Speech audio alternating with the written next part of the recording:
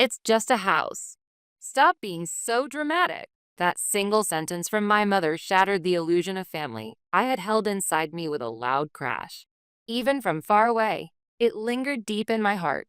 It was a shock strong enough to instantly render words like warmth and trust meaningless.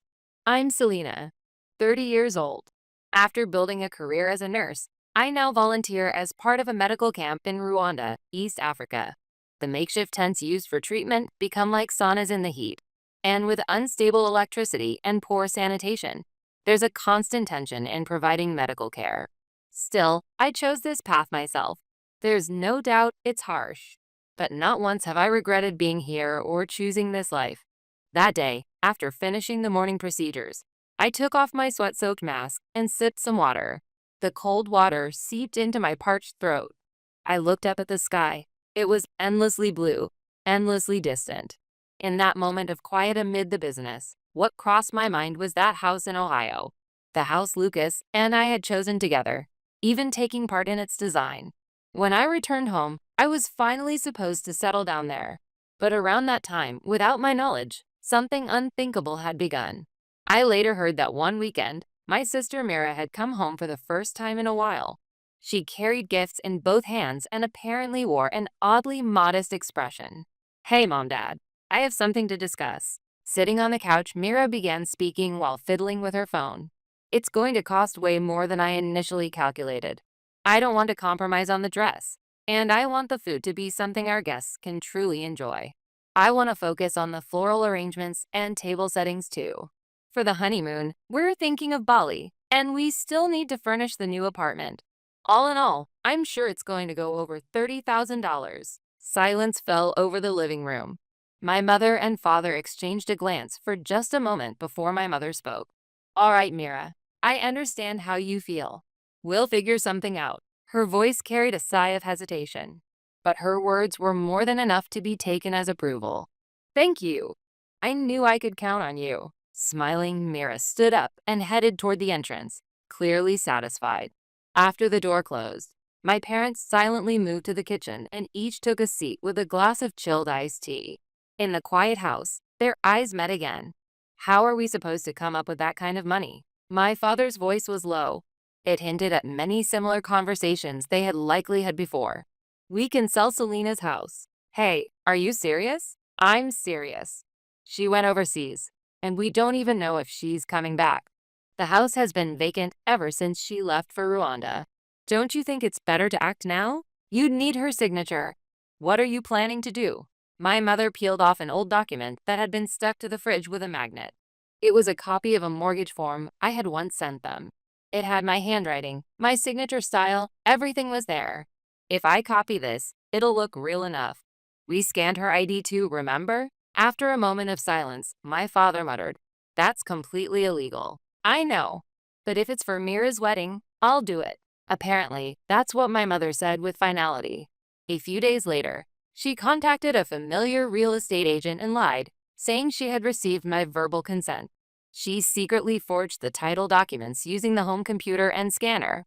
To the title company representative, she claimed, "My daughter is working overseas," and she sent the signed documents via scan. And she and my father mimicked my signature using old paperwork of mine to create the contract. There was no verification by a notary public, and the sale proceeded with the forged signature. The selling price was $400,000. A portion of that money was allocated to fund Mira's wedding, honeymoon, and preparations for her new life. My parents believed they had bought happiness for the family.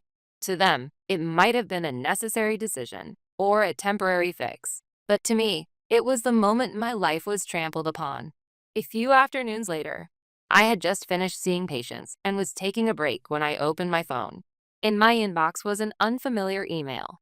The subject line read, "Confirmation regarding your property sale." I didn't recognize the name of the real estate agent, but the moment I read the content, my knees went weak. "We are contacting you regarding the sale of your property. Based on the documents submitted, we are proceeding with the final steps of the ownership transfer.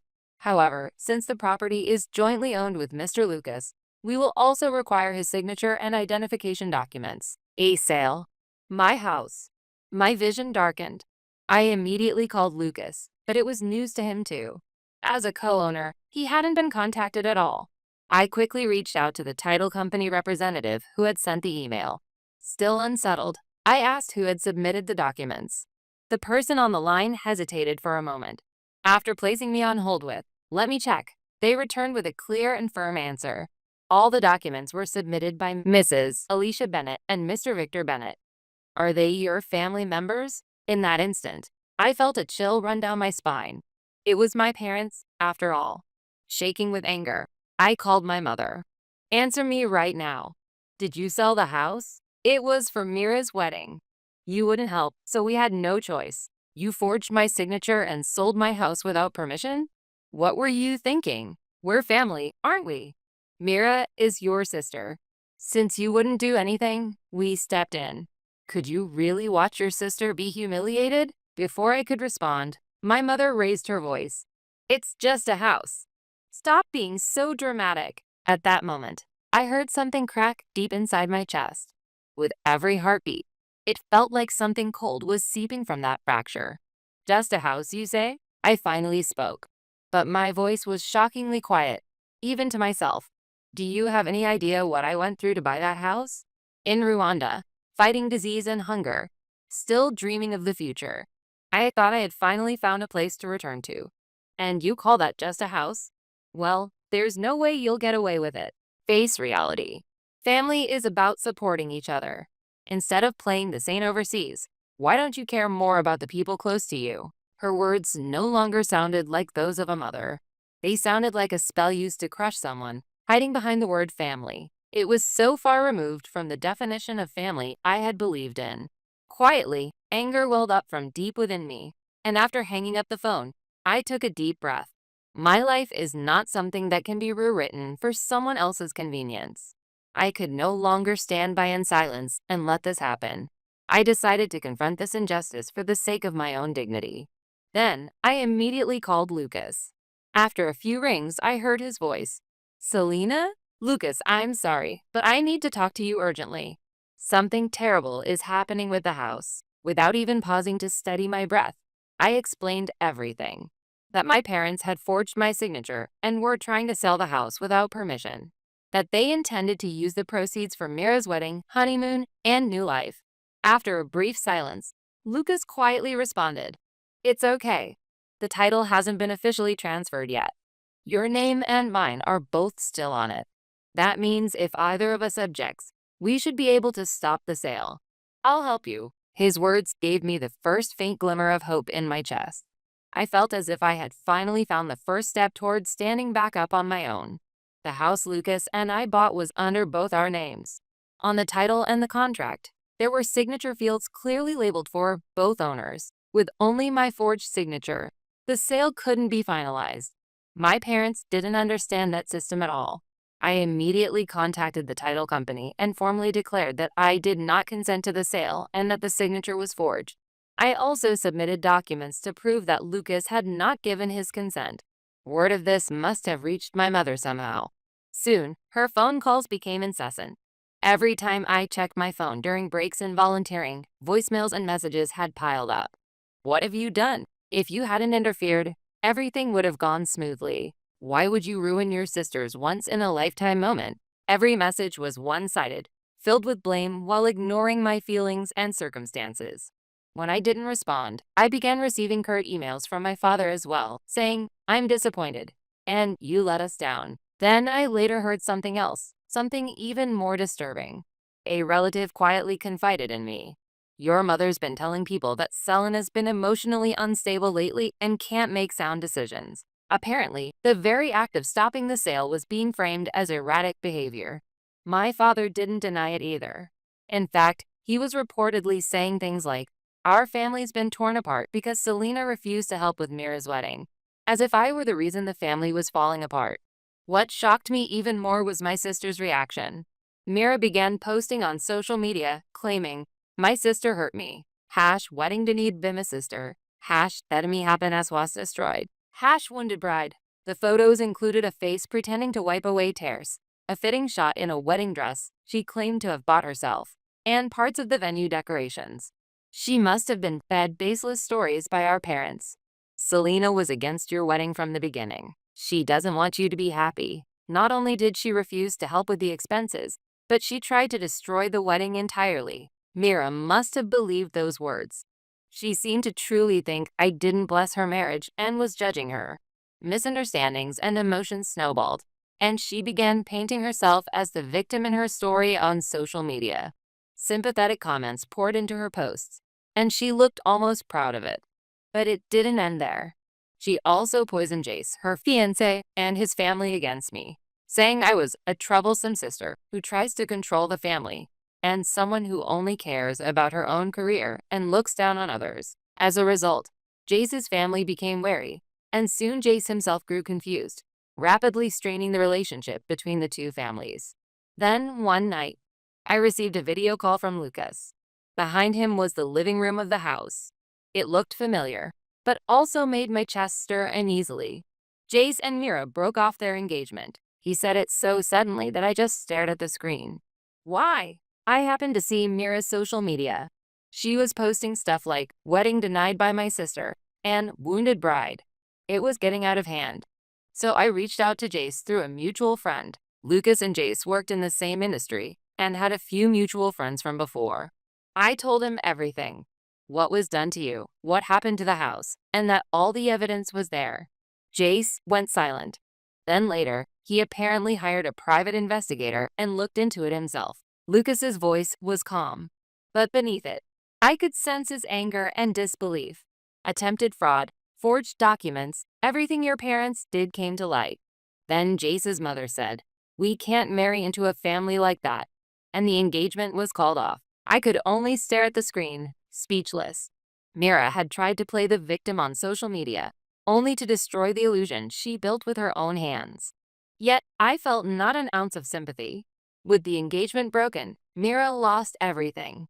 The already booked venue, catering, floral arrangements, photography, and the honeymoon in Bali were all canceled, and the future she envisioned collapsed with them. Naturally, she had no means to pay the cancellation fees, and invoices from each vendor piled up, eventually going unpaid. Though she had once smiled brightly on social media, her posts gradually decreased until she finally left one brief message. I apologized for the trouble and made her account private. A few days later, I received an official response from the title company.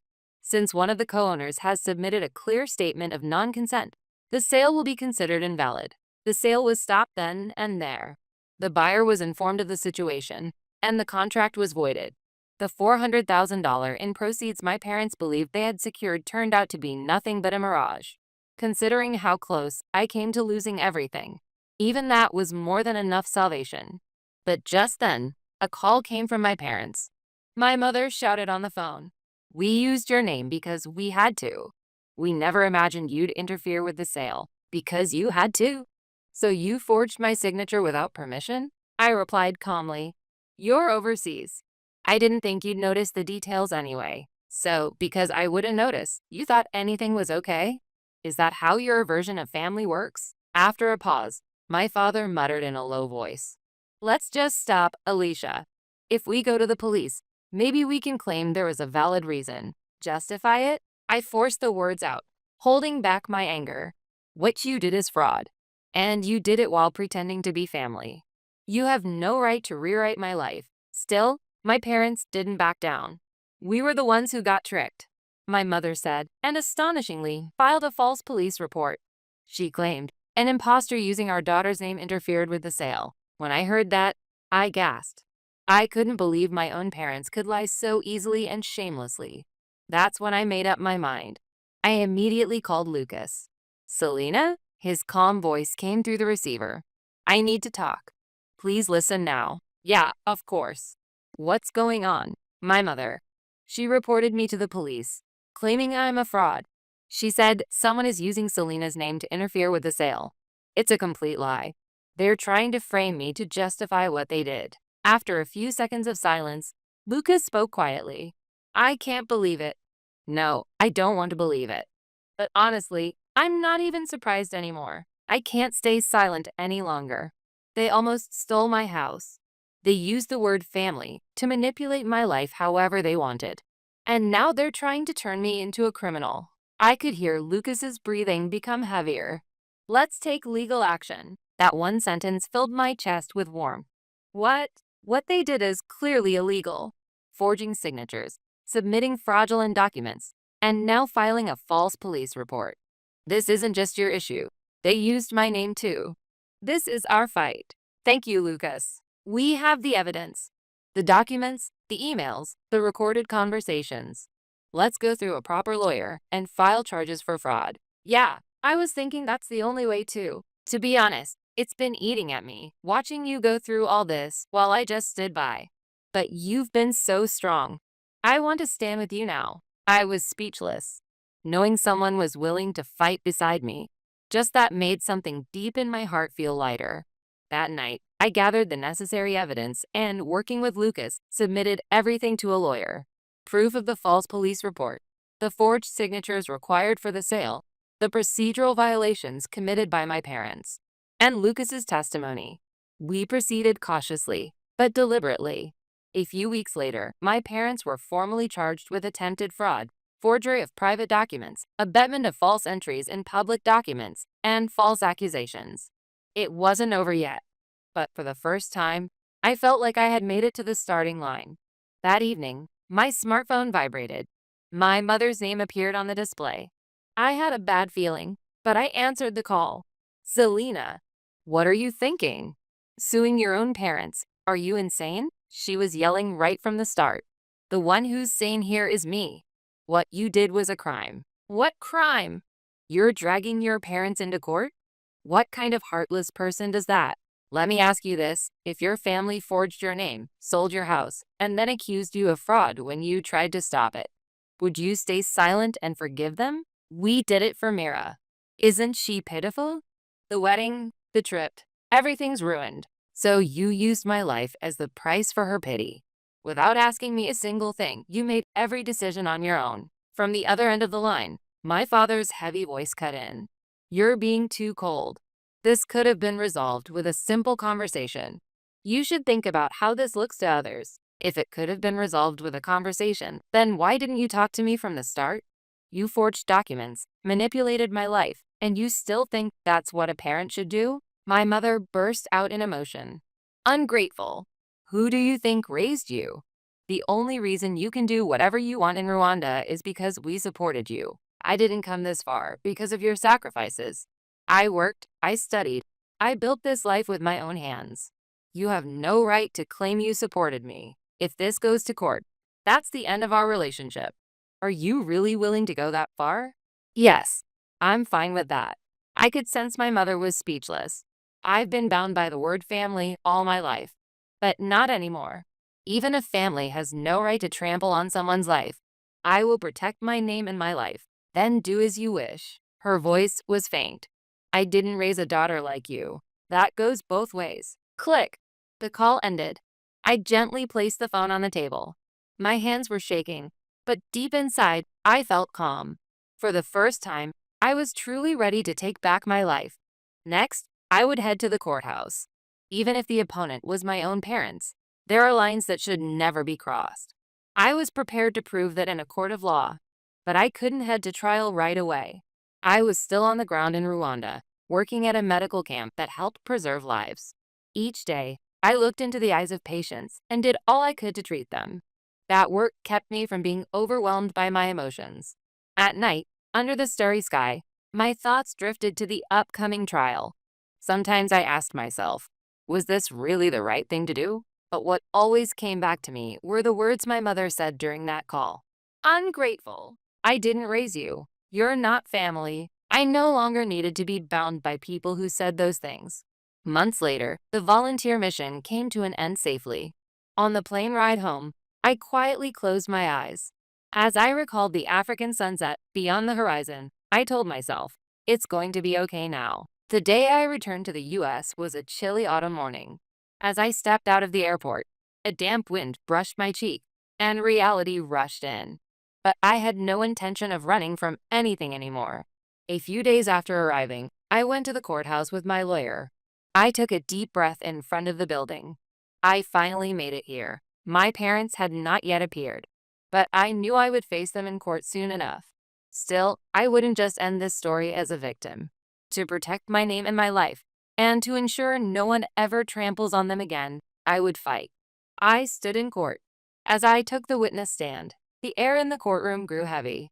Ahead of me were the judge and the jury. To my right sat the lawyer. To my left were my parents, heads bowed.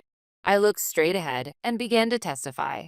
I don't hate my parents, but what they did is clearly a crime. They forged my signature, attempted to sell property without my consent, and then tried to frame me to cover up their wrongdoing. Silence followed. I continued speaking. Just because we're a family doesn't mean anything goes. I'm standing here to protect my name and my life. The evidence submitted was thorough. Handwriting analysis results, contracts forged in my name, legal documents, emails, and records of the false report to the police. Each piece spoke to the gravity of my parents' actions. Prompted by her lawyer, Alicia Bennett took the stand. Selena was always independent, never caused trouble. That's why I thought, just this once, it would be okay. I didn't want to ruin Mira's wedding. And the false report about someone impersonating your daughter to interfere with the sale? The judge asked.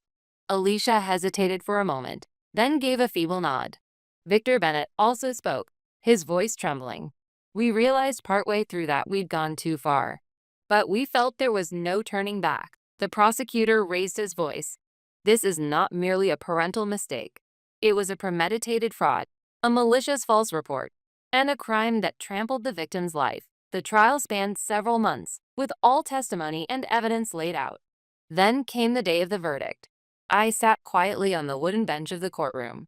The defendants, Alicia Bennett and Victor Bennett.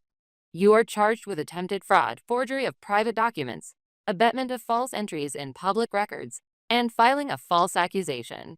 This court recognizes all charges and determines that you bear significant social responsibility. Therefore, the court sentences both defendants to 1 year and 6 months of imprisonment. The courtroom fell silent. My mother broke down in tears, while my father stood frozen. I simply watched them in silence. There was a stir in my heart, but it wasn't guilt. It's finally over. That quiet realization spread through my chest. As I left the courtroom, I took a deep breath.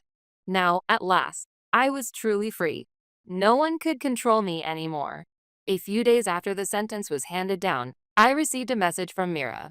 We met again at a small cafe we used to visit with our family when we were kids. She looked slightly nervous, but sat across from me and spoke directly. I'm really sorry. I didn't know anything. When I told them about the wedding, you just smiled and said not to worry. I had no idea they were trying to sell your house. I slowly nodded. If you understand now, that's enough. Back then, you probably thought you were being protected. I didn't explain things to you properly either. Even so, it was wrong of me to post those things about you on social media. I'm sorry. Mira apologized in her own words and said she wanted to walk her own path now. Looking at her, I saw something that reminded me of my past self. It's okay now, Mira. Live your life. I'll live mine. After that, Mira stopped relying on our parents and began looking for a job.